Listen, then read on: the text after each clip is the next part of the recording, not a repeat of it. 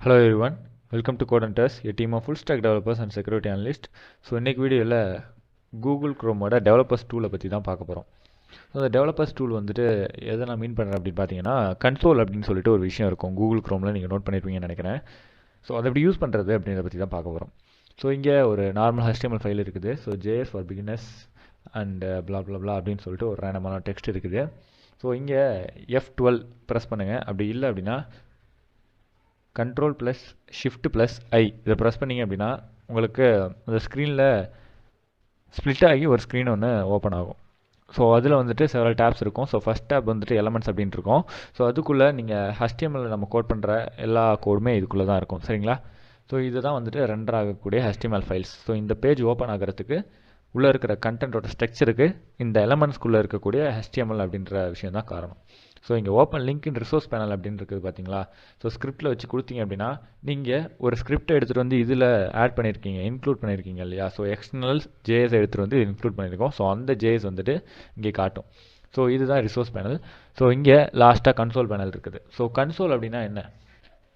நீங்கள் JSோட அவுட்புட்டை பார்க்குற ஒரு இடம்னு வச்சுக்கோங்களேன்.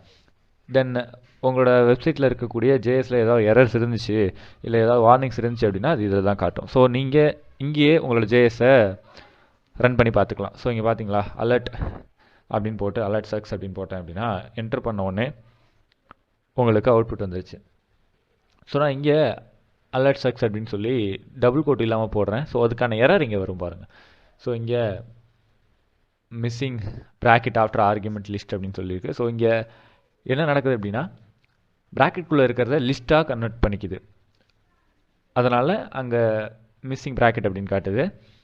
ஸோ அதே மாதிரி இங்கே 2 வேர்டு இருக்குது, அலர்ட் சக்குன்னு. ஸோ இங்கே கீழே பார்த்தீங்க அப்படின்னா ஒரே ஒரு வேர்டு இருக்குது. ஸோ இந்த ஒரு வேர்டை அது வந்துட்டு வேரியபிளாக எடுத்துக்குது. ஸோ ஒரு சின்டாக்ஸுக்குமே கம்பைலருக்கு ஒரு விஷயமா புரியும். ஸோ இது லைன் பை லைன் எக்ஸிக்யூட் பண்ணும் கோடை, சரிங்களா?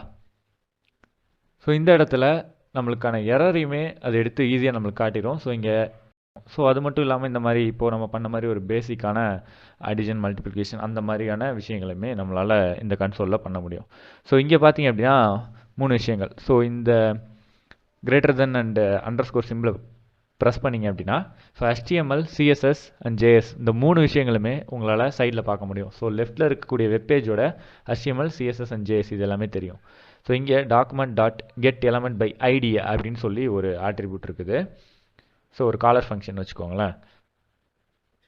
நான் ஐடியை வந்துட்டு கண்டென்ட் அப்படின்னு கொடுக்குறேன். ஸோ இங்கே என்னுடைய அந்த டிவ்வுக்கான ஐடி வந்துட்டு கண்டென்ட்டு. ஸோ அதனால் அந்த ஐடியோட நேமை வச்சு நான் அந்த டிவ்வையே இங்கே கால் பண்ண முடியும். ஸோ இங்கே பார்த்தீங்க அப்படின்னா என்டர் கொடுத்தோடனே உங்களுக்கு அந்த டிவ் வந்துருச்சு பார்த்தீங்களா?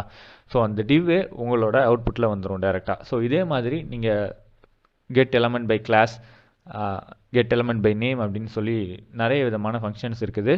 ஸோ அதை வச்சு நீங்கள் ஈஸியாகவே இந்த விஷயங்கள் எல்லாத்தையுமே கால் பண்ணிக்க முடியும். ஸோ JavaScript ரொம்பவே ஹெல்ப்ஃபுல்லான ஒரு லாங்குவேஜ். ஸோ இப்போ உங்களுக்கு புரியும்னு நினைக்கிறேன். ஸோ அவ்வளோதான் எனக்கு video. Will see in the next video. Take care. Bye.